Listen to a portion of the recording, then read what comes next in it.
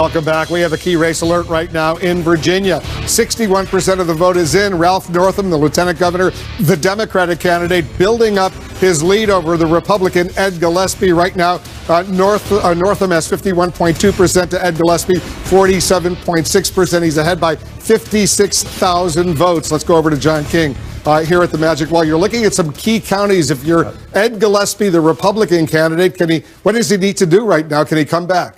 Can he come back? No, is the short answer as you look at this. And I don't mean that we haven't counted all the votes yet, but if you look at this, he's doing what he needs to do in these small rural counties, running it up with big numbers. But Wolf, look, most of the vote is in these rural counties, and it's not a lot of votes. If you look, you're winning with 68% of the vote. You're winning here with 80% of the vote. There's just not a lot of votes out here for Ed Gillespie. And here's what's happening if you look at the race. Doing what he needs to do here, but look at this. For a Republican to win statewide in today's Virginia, the population growth up here in the D.C. suburbs, you have to either win or break even, just barely lose. Loudoun County, he's losing by 20 points almost in Loudoun County. You have to do better in Fairfax County. You're not going to win Fairfax County if you're the Republican, but you can't get blown out like that.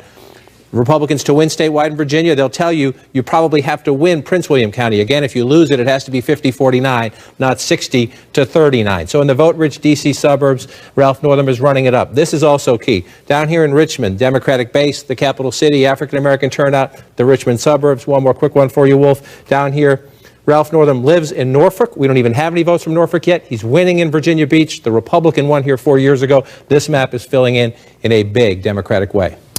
Looks like a very, very big night for the Democrats. So, John, we've got a major projection right now. And CNN projects that Ralph Northam, the lieutenant governor of Virginia, will be elected governor of Virginia, beating the Republican candidate Ed Gillespie. The Democrats continue to win in Virginia. Ralph Northam will be the next governor of Virginia. Let's go over to Brianna Keeler. She's over at Northam headquarters right now. The projection has been made. Brianna. Well, and there's a delay here, Wolf, so it's about to be made, and you're going to hear this crowd going wild right now. But they were going wild earlier when you asked John King, could Gillespie come back from this, and he said no. There were a lot of nerves coming from Democrats backing Ralph Northam, and that was because they thought the social issues, Confederate monuments, might actually play in favor of Ed Gillespie, and in the end they feel like it didn't, that he would have benefited if he'd stuck to more of an economic message, and then in the end sort of going towards more of the culture wars and some of the positions backed by President Trump didn't do Ed Gillespie well, but they were certainly worried that it could be the reverse, Wolf. All right, Brianna, stand by. We're going to get back to you. I want to go over to Jake and Dan. A big win for the Democrats in Virginia and in New Jersey. Democrats have not had a good night in quite some time, and this is going to be good for them. Not only, of course, did they pick up that governor's race in New Jersey, which CNN is projecting, and that was 8 years of a Republican in that seat before that.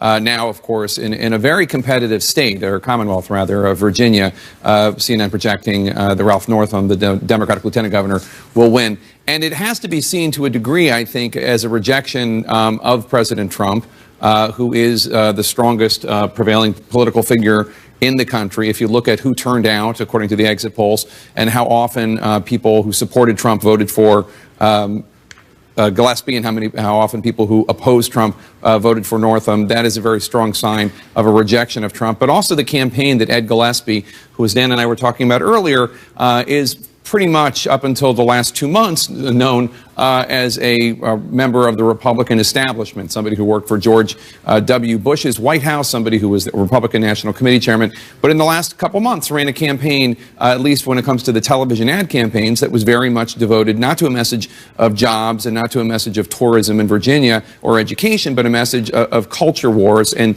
issues that divide people, especially in Virginia, where there was that horrific murder by a white supremacist of a protester in the Charlottesville riots. So I do think to a degree this has to be perceived that way. It's just one state. It's a Democratic-leaning state. This is not the entire nation, but it's a good night for Democrats, and I think a rejection to a degree of Trump, and perhaps even more than Trump, Trumpism. Exactly. That's exactly what I was going to say.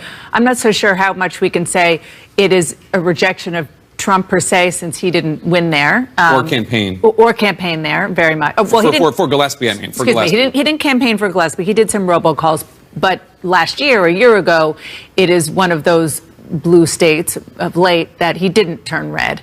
But the question that you and I started talking about going into this evening is whether or not a Gillespie win would allow and really propel other Republicans who are going to be on the ballot next year to wrap themselves in the cultural Trumpism. Yeah, and talk about MS-13. About MS-13 and about immigration cities, and so forth. And so the fact that Ed Gillespie, who was not a natural Trump-like candidate at all, did try that in the last few weeks, and it didn't win, will probably make a lot of Republicans who don't naturally fit into that think twice about it.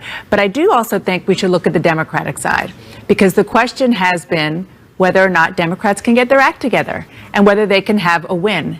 And the answer tonight is yes, and they did it with a candidate who was not the liberal darling, who wasn't the, for lack of a better way to say it, the Bernie Sanders kind of candidate. That kind of candidate, Tom Perriello, lost in the primary. So the Democrats won with a more moderate version of a candidate, and that also could be a suggestion to the party as they are really trying to find themselves. They're having a real identity crisis, that in a purple state, that's the kind of Democrat you run. And remember, Wolf, there were five House seat special elections, or six possibly, and Democrats won one of them and lost five right. in the competitive seats. So since Donald Trump won, Democrats have had bad election night after bad election night. Finally, Democrats have a good election. Not tonight.